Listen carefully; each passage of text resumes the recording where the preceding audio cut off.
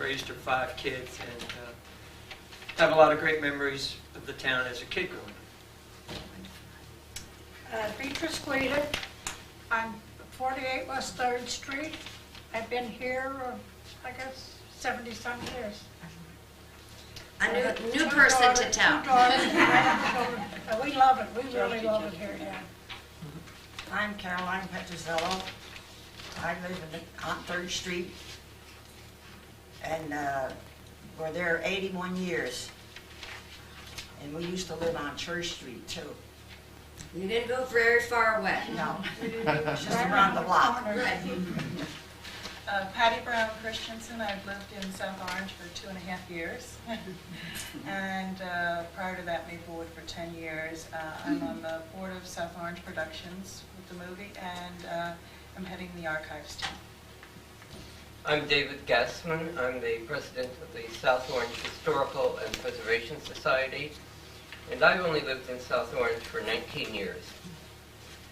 Kathy Flaxman. I'm on the board of the South Orange Historical and Preservation Society, and also on the archives team, as is David, and I've lived in South Orange for 17 years.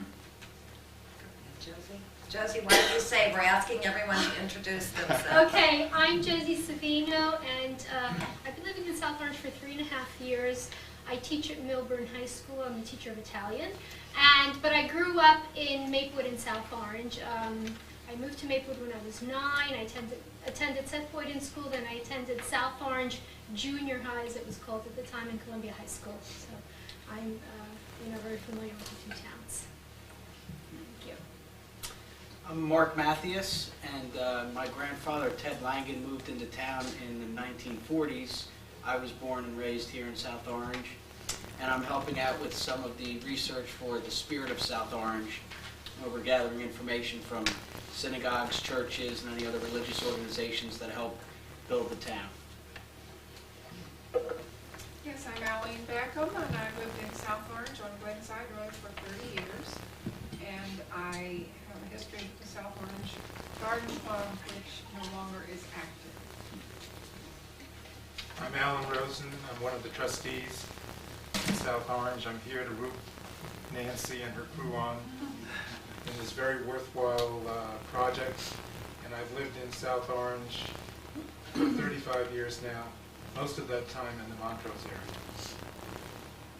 I'm Naomi Welk. I am the author of the South Orange book and a member of the Montrose Park Historic District Association, and I'm working with Nancy on the film, on the archives, and I've lived in town for 10 years. I am Maria Morrison Henningsberg. I live in Maplewood, and I'm here because I like history and I write for Matters Magazine.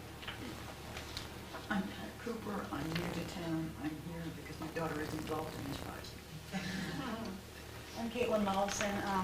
I'm on the writing team for the movie project. I'm on the board of South Orange Productions, and I've been here 3.5 years, and I find all this very interesting. Hi, my name is Tom Pryor. I'm from Brooklyn, and I'm friends with John and Ed Iovino, and I've been coming out to Maplewood since 1984, and I have a strong interest in historic preservation, and I really love this area, so it's a pleasure to be here today. Hello, my name is Nolan Blazer. I've been in South Orange now for 23 years. I would have been here at 12 o'clock, but I was at a nursing home visiting my mother, and I know how important it is to hear the stories of the past because these are priceless gems, and I never want to lose it. And I'm so excited about this project and being here today, the first one of the Bagel Bites. I'm also married to Nancy Heins-Glaser, my bride, my queen, who I'm so proud of. So thank you all for coming. Hi, I'm Mary Kay Mitchell, and I'm on the South Orange Historical Society also. And I'm also a fan of Nancy here with recording all this history, and it's just so exciting. It's really very, very nice. And I also made the coffee. She's helping to coordinate all of these as we go forward. Hi, I'm Jackie Herships. I'm a writer, publicist, and a member of the board of the South Orange Historical and Preservation Society, and one of our key people is from Brooklyn. I'm a big fan of Nancy's, and I'm here to learn and have fun with everyone. And Jackie's also been helping us get the word out about our projects, and we appreciate your continued support. In fact, it's through her that people first saw the information on my TV program, which was what was the trigger. That was on the murals of South Orange at the First Union Bank, and that was the starting point for me in this project. Thanks, Jackie. And I'm Joanne Dowds, and I'm on the board of South Orange Productions, and I've lived in the Montrose section for 1.5 years. In town, of which there are a lot. And I think it's the coming together of all the talent and the creativity that helps to make this town one of the most exciting places to live in and improve. Wonderful. Thank you, Ellen. Without further ado, before I introduce John, I want to introduce some of our invited guests who you've already heard their names of. They're going to be sharing their own personal stories with us. John is on hand to keep and facilitate and move us forward. We need to be done in about an hour. This is a little bit of, since it's our first time, it's a little bit of I guess you would call it improv, so you hang in there with us as we each share stories. I have asked, though, Miss Eileen Beckham first to talk, so because she knows about the physical ground we are on and the history of what used to be here many, many years ago in the late 1800s. So, Eileen, would you just have a word and tell us? Okay. What little I know. Where we are were the greenhouses for Mr. Manda, who was internationally known for his work with orchids and cactus. And his family still has some of the original plants, believe it or not, that they invented over the years, many years ago. They are going to sell their property, which is in Livingston on Old Short Hills Road. But anyway, one of the things that the club did as a testimonial to Mr. Manda was to have designed and pay for the construction of this beautiful memorial statue that used to be over in the park in the area of the pond. And if you want to see a little better what it looks like, the artist's model of it, which is only about so big, is in the South Orange Public Library.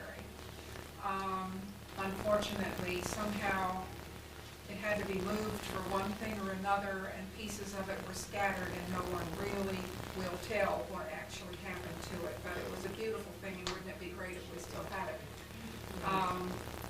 The garden club itself has been responsible for a lot of what's beautiful in the village, and we were the ones who took care of the landscaping of the new public library, of the police department, and other things around. We planted a lot of trees. We did all of the plantings that were between Bifus Buick and the South Orange Pool. Planted many new dogwoods in the park to replace the old ones. They were as a memorial to Monsignor Field from South Orange, who for many, many years was the South Orange historic person. He knew everything, but basically his was connected with Seton Hall University. I don't want to go on any longer. We're no longer active as a club. We held together for 60 years, and it was a group of some 200 people, always with a waiting list equal to its membership, pretty much. It was a premier garden club of the whole United States, and whenever there was the flower show in Manhattan, it was mostly South Orange Garden Club members who won the biggest number of prizes. And so not only did we do well that way, but we actually used what monies we had and our fame to do things for the village and elsewhere as well. Thank you. And the photo of this property is to the left of the sculpture from 1896. That is a photograph that was given to us for a project by Mr. Ellen Manda, who is the great nephew, I believe is the reference to W.A. Manda, who did own the acres and acres of land here, which were once greenhouses. So it physically places us where we are today. And everybody here that I've spoken to has discussed that one of their fond memories is of Manda's greenhouses. And so that's why we chose this area. Okay, and so take her away, John. Feel free. John, first of all, as Nancy said, I'm going to facilitate the conversation today, and frankly, listening to you speak, I don't think you need a facilitator, so I'm going to try to be as quiet as possible. Nancy mentioned that we're going to be focusing on the 3rd and Church Street area today, which is a relatively small area when you consider the space it occupies, but it has an incredible history, going back as far as the 1700s. When they started developing the area, and then really took charge in the late 1800s. It really was the entry point for a lot of Italians and Irish and African Americans coming into this area. Kernan's Quarry, which you're familiar with, brought a lot of the Italians in as masons and stone workers that really developed the infrastructure of the area. Subsequently, a lot of domestic help lived here to really support the large houses in the surrounding area where you had the industrialists moving into in the early 1900s.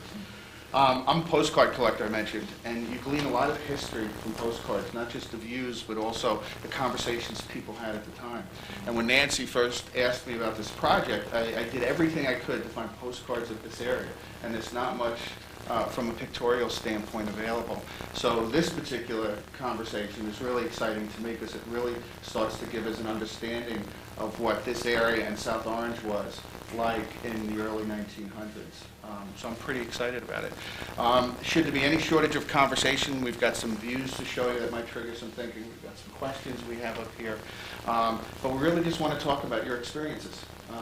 And what your memories are. You know, I started off a little bit about you when we talked in your intros about how long you lived here and when did you come to South Orange.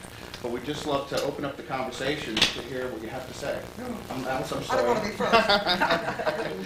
first. Tommy?